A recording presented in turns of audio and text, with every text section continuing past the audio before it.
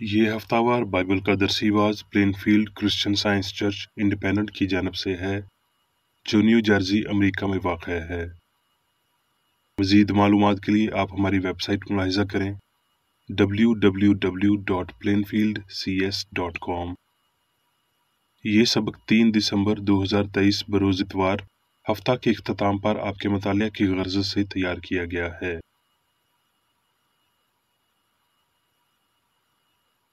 مضمون: خدا واحد وجہ اور خالق۔ سنہری متن: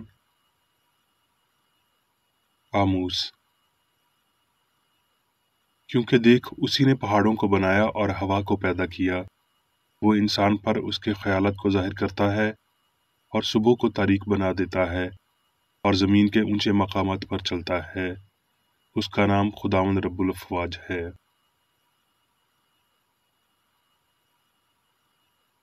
جوابی مطالعہ: زبور۔ اے خداوند، آسمان تیرے عجائب کی تعریف کرے گا، مقدسوں کے مجمع میں تیری وفاداری کی تعریف ہوگی، کیونکہ فلک پر خداوند کا نظیر کون ہے؟ اے خداوند لشکروں کے خدا، تجھ سا زبردست کون ہے؟ تیری وفاداری تیرے چوگرد ہے۔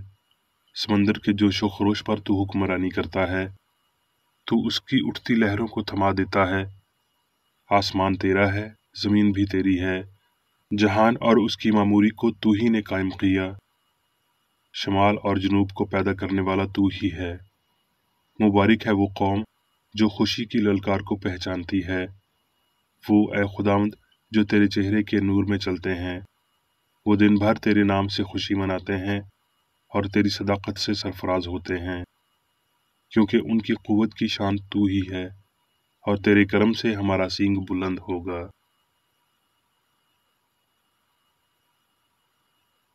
درسی واز بائبل میں سے زبور۔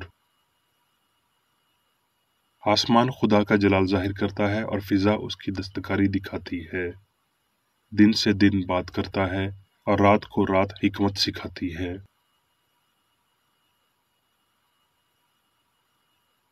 پیدائش۔ خدا نے ابتدا میں زمین و آسمان کو پیدا کیا۔ پھر خدا نے کہا کہ ہم انسان کو اپنی صورت پر اپنی شبیہ کی مانند بنائیں، اور وہ سمندر کی مچھلیوں اور آسمان کے پرندوں اور چوپایوں اور تمام زمین اور سب جانداروں پر جو زمین پر رینگتے ہیں اختیار رکھیں۔ اور خدا نے انسان کو اپنی صورت پر پیدا کیا، خدا کی صورت پر اس کو پیدا کیا، نر اور ناری ان کو پیدا کیا۔ خدا نے ان کو برکت دی اور کہا، پھلو اور بڑھو اور زمین کو معمور و محکوم کرو، اور سمندر کی مچھلیوں اور ہوا کے پرندوں اور کل جانوروں پر جو زمین پر چلتے ہیں اختیار رکھو۔ اور خدا نے سب پر جو اس نے بنایا تھا نظر کی اور دیکھا کہ بہت اچھا ہے۔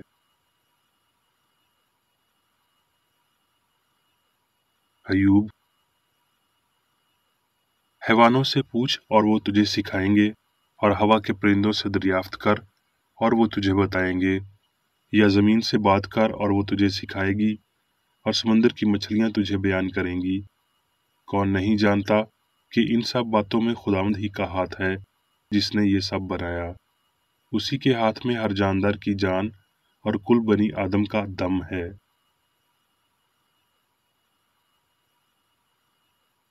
یشوع۔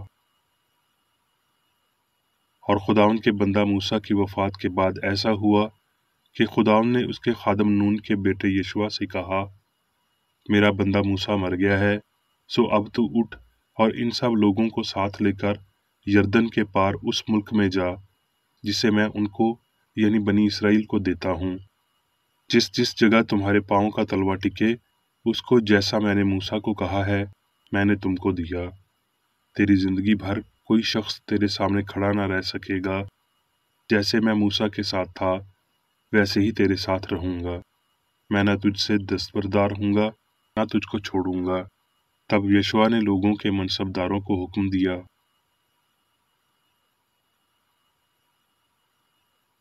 یشوع، اپنے آپ کو مقدس کرو، क्योंकि कल के दिन खुदाम तुम्हारे दरमियान अजीबोगरीब काम करेगा। फिर यशवा ने काहिनों से कहा, तुम अहद के संदूक को लेकर लोगों के आगे आगे पार उतरो। चुनाचे वो अहद के संदूक को लेकर लोगों के आगे आगे चले। और खुदावंद ने यशवा से कहा, आज के दिन से मैं तुझे सब इसराइलियों के सामने सरफराज करना शुरू करूंगा, ताकि वो जान लें कि जैसे मैं मूसा के साथ रहा वैसे ही तेरे साथ रहूंगा। और जब अहद के संदूक के उठाने वाले यरदन पर पहुंचे और इन काहिनों के पंजे संदूक को उठाए हुए थे, किनारे के पानी में डूब गए, क्योंकि फसल के तमाम अयाम में यरदन का पानी चारों तरफ अपने किनारों से ऊपर चढ़कर बहा करता है।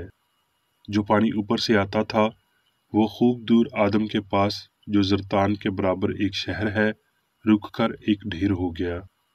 जो अहद का संदूक उठाए हुए थे यरदन के बीच में सूखी जमीन पर खड़े रहे, और सब इसराइली खुश्क जमीन पर होकर गुजरे, जब तक कि सारी कौम साफ यरदन के पार हो गई।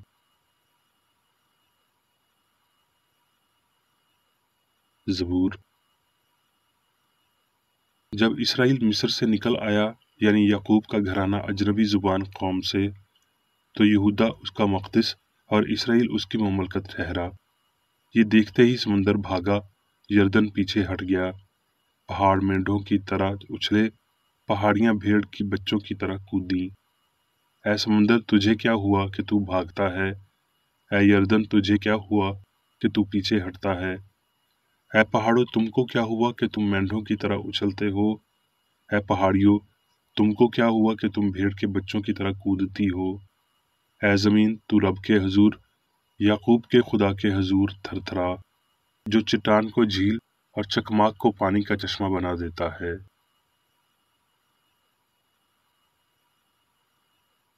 मरकस। और यसू अपने शागिर्दों के साथ झील की तरफ चला गया, और गलील से एक बड़ी भीड़ पीछे हो ली, और यहूदिया और यरूशलेम और अदूमिया और यरदन के पार सौर और सैदा के आसपास से एक बड़ी भीड़ ये सुनकर कि वो कैसे बड़े काम करता है, उसके पास आई। बस उसने अपने शागिर्दों से कहा, भीड़ की वजह से एक छोटी कश्ती मेरे लिए तैयार रहे, ताकि वो मुझे दबा न डालें, क्योंकि उसने बहुत लोगों को अच्छा किया था।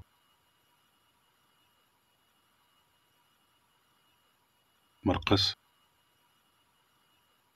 उसी दिन जब शाम हुई तो उसने उनसे कहा, आओ पार चलें, और वो भीड़ को छोड़कर उसे जिस हाल में वो था कश्ती पर साथ ले चले, और उसके साथ और कश्तियां भी थीं। तब बड़ी आंधी चली और लहरें कश्ती पर यहाँ तक आईं कि कश्ती पानी से भरी जाती थी, और वो खुद पीछे की तरफ गद्दी पर सो रहा था। बस उन्होंने उसे जगाकर कहा, ऐ उस्ताद, क्या तुझे फिक्र नहीं कि हम हलाक हुए जाते हैं? उसने उठकर हवा को डांटा और पानी से कहा, साकत हो, थम जा। बस हवा बंद हो गई और बड़ा अमन हो गया। फिर उनसे कहा, तुम क्यों डरते हो? अब तक ईमान नहीं रखते? और वो नहायत डर गए और आपस में कहने लगे, ये कौन है कि हवा और पानी भी इसका हुक्म मानते हैं?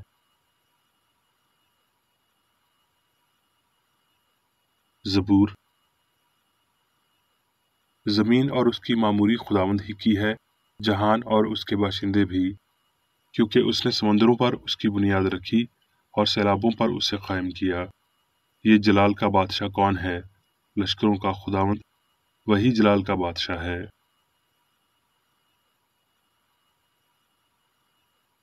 अब मैं मेरी बेकरेडी की तहरीर करदा क्रिश्चियन साइंस की दरसी किताब साइंस और सेहत आयात की कुंजी के साथ मिसे ली गई तहरीरें पढ़ूंगा।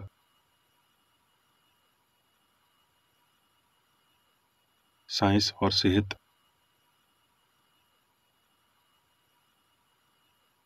खुदा कायनात को बशमूल इंसान खल्क करता और उस पर हुकूमत करता है।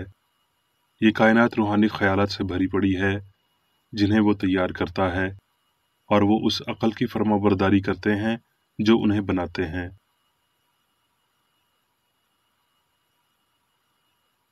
इंसान खुदा की कुदरत की अक्कासी करते हुए पूरी ज़मीन और उसके तमाम लश्करों पर हकमियत रखता है।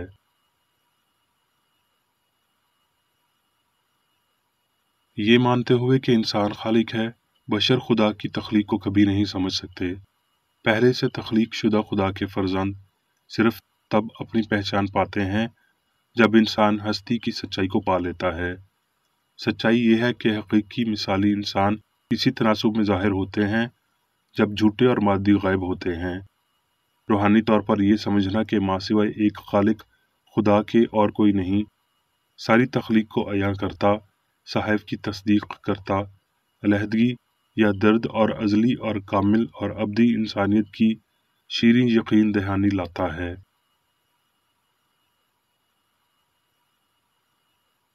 कायनात को इंसान की मानद इसके इलाही असूल खुदा की तरफ से साइंस के जरिए वाज़ेह किया जाना चाहिए, तो फिर इसे समझा जा सकता है। लेकिन जब इसे जिस्मानी हवास की बुनियाद पर वाज़ेह किया जाता है और नशोनुमा, बलूगत और ज़वाल के मातहत होते हुए पेश किया जाता है, तो कायनात इंसान की मानद एक मुअम्मा बन जाता है और ये जारी रखना चाहिए। पैरवी, मिलाप और दिलकशी अक्ल की मलकियतें हैं। ये इलाही असूल से ताल्लुक़ रखते हैं और ये ख्याली क़ुव्वत की तादील की हमायत करते हैं, जिसने ज़मीन को उसके मदार में छोड़ा और मुतकब्बर लहरों से कहा, यहाँ तक पर आगे नहीं। रूह तमाम चीज़ों की ज़िंदगी, मवाद और तवातर है।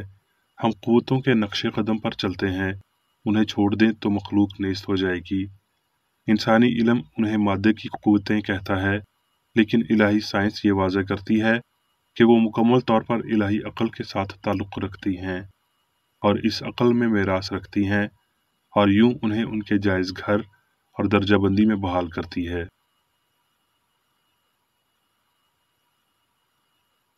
दुनिया अक्ल के बिना, उस जहानत के बिना शदीद मुतासर होगी जो तूफ़ानों को अपनी गिरफ्त में दबाए रखती है। ना ही फ़लसफ़ा और ना ही तशकीक परस्ती उस साइंस के बढ़ने में रुकावट बन सकते हैं जो अक्ल की बालादस्ती को ज़ाहिर करती है। अक्ल की ताकत का तबई फ़हम अक्ल के जलाल को बढ़ाता है। क़ुर्बत ना कि फ़ासला इस नज़रिए को मशहूर करता है। ज़मीन को तश्कील देने वाली आमिख्ता मादनियात या मुज्तमा मवाद, मादों को एक दूसरे के साथ जोड़कर रखने वाली निस्बत, तूलो अर्ज़, फासले और फल्की अजसाम के चक्कर तब हकीकी अहमियत नहीं रखते जब हम ये याद करते हैं कि इन सब को रूह में इंसान और कायनात की तर्जमानी के ज़रिए रूहानी हकीकत को जगह देनी चाहिए। जब ये सब किया जाता है तो इस तनासुब में इंसान और कायनात को हम आहंग और अब्दी पाया जाता है। सरगर्दां ताकत मादी यकीन है, अंधी क़ुव्वत का दिया हुआ गलत नाम, हिकमत की बजाय मर्जी, लाफानी की बजाय फ़ानी अक्ल की पैदावार है। ये सरे अवल मोतिया है, भस्म करने वाली आग का शोला है, तूफ़ान की सांस है। ये गरज चमक और तूफ़ान है। ये वो सब है जो खुदगर्जी, बदकारी, बेईमानी और नापाकी है। इखलाकी और रूहानी शायद रूह से ताल्लुक़ रखते हैं, जो हवा को अपनी मुट्ठी में जमा कर लेता है, और ये तालीम साइंस और हम आहंगी के साथ यकजा होती है। साइंस में खुदा के मुखालिफ आप कोई क़ुव्वत नहीं रख सकते और जिस्मानी एहसासात को इनकी झूठी गवाही से दस्तबरदार होना पड़ता है। नेकी के लिए आपके रसूख का इन्हिसार उस वज़न पर है जो आप दुरुस्त स्केल पर डालते हैं। जो नेकी आप करते हैं और ज़ाहिरी जिस्म आपको महज काबिल हसूल क़ुव्वत फराहम करते हैं। बदी कोई ताकत नहीं है, ये ताकत का तमस्खर है जो जल्द ही अपनी कमज़ोरी को धोखा देता और कभी ना उठने के लिए गिर जाता है।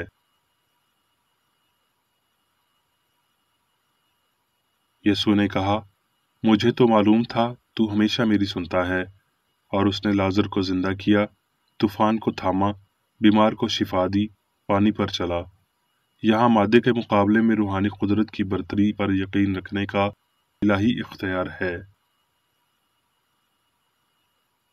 एक मौजज़ा खुदा के कानून को पूरा करता है, लेकिन उस कानून को तोड़ता नहीं। ये हकीकत खुद मौजज़े की निस्बत ज़्यादा पुरस्कार लगती है। ज़बूर नवीस ने ये गाया, ऐ समंदर तुझे क्या हुआ कि तू भागता है, ऐ यर्दन तुझे क्या हुआ कि तू पीछे हटता है, ऐ पहाड़ों तुमको क्या हुआ कि तुम मेंढों की तरह उछलते हो। اے پہاڑیوں تم کو کیا ہوا کہ تم بھیڑ کے بچوں کی طرح کودتی ہو؟ اے زمین تو رب کے حضور یعقوب کے خدا کے حضور تھر تھرا۔ یہ معجزہ کوئی اختلاف متعارف نہیں کراتا بلکہ خدا کے ناقابل تبدیل قانون کی سائنس کو قائم کرتے ہوئے بنیادی ترتیب کو واضح کرتا ہے۔ صرف روحانی ارتقاء ہی الہی قوت کی مشق کرنے کے قابل ہے۔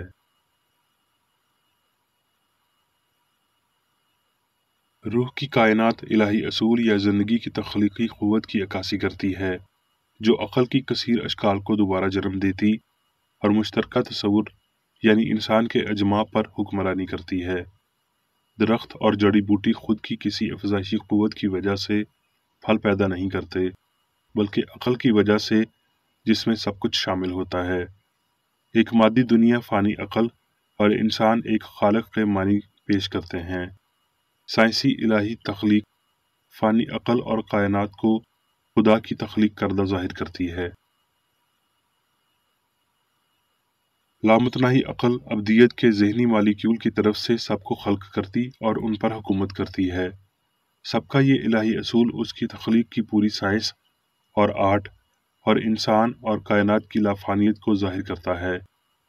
تخلیق ہمیشہ سے ظاہر ہو رہی ہے اور اسے اپنے لازوال ذرائع کی فطرت کے باعث ظاہر ہونا جاری رکھنا چاہیے۔ بشری فہم اس ظہور کو الٹ کر دیتا ہے اور خیالات کو مادی کرتا ہے۔ لہٰذا غلط تشریح کے ساتھ الہی خیال انسانی یا مادی عقیدے کے معیار تک گرتا دکھائی دیتا ہے جسے مادی انسان کہا جاتا ہے، لیکن بیج اس کے اندر ہی ہے، محض ایسے ہی جیسے الہی عقل سب کچھ ہے اور سب کچھ پیدا کرتی ہے، جیسے عقل کثیر کرنے والی ہے اور عقل کا لامتناہی خیال انسان اور کائنات پیداوار ہے۔ واحد ذہانت یا سوچ کا مواد ایک بیج یا ایک پھول خدا ہے جو اس کا خالق ہے۔ عقل سب کی روح ہے۔ عقل وہ زندگی، سچائی اور محبت ہے جو سب پر حکومت کرتی ہے۔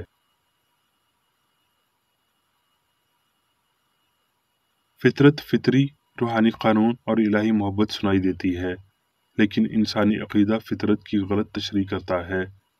سرد علاقے، سورج والے گرم ترین علاقے، بلند پہاڑیاں، اونچی ہوائیں، مضبوط بہاؤ، سرسبز گھاٹیاں، موسمی پھول، جلالی آسمان، سب عقل کی جانب اشارہ کرتے ہیں، یعنی اس روحانی ذہانت کی طرف جسے وہ منعکس کرتے ہیں۔ پھولوں جیسے رسول الوہیت کی تصویری تحریر ہیں۔ شمس اور سیارے بڑے اسباق کی تعلیم دیتے ہیں۔ ستارے رات کو خوبصورت بناتے ہیں اور چھوٹی پتی قدرتی طور پر روشنی کی طرف مڑ جاتی ہے۔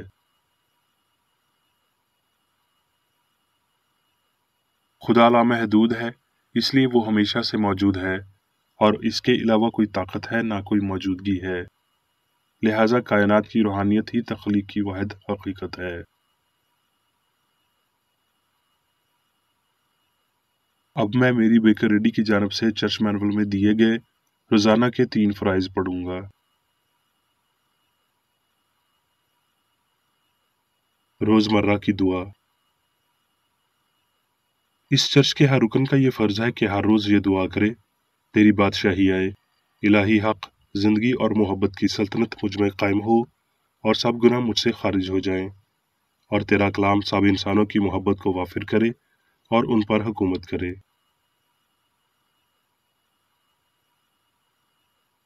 مقاصد اور اعمال کا ایک اصول۔ نہ کوئی مخالفت، نہ ہی کوئی محض ذاتی وابستگی مادری چرچ کے کسی رکن کے مقاصد یا اعمال پر اثر انداز ہونے چاہیے۔ سائنس میں صرف الہی محبت حکومت کرتی ہے اور ایک مسیحی سائنسدان گناہ کو رد کرنے سے حقیقی بھائی چارے، خیرات پسندی اور معافی سے محبت کی شیریں آسائشوں کی عکاسی کرتا ہے۔ اس چرچ کے تمام اراکین کو سب گناہوں سے، غلط قسم کی پیشن گوئیوں، منصفیوں، مذمتوں، اصلاحوں، غلط تاثرات کو لینے اور غلط متاثر ہونے سے آزاد رہنے کے لیے روزانہ خیال رکھنا چاہیے اور دعا کرنی چاہیے۔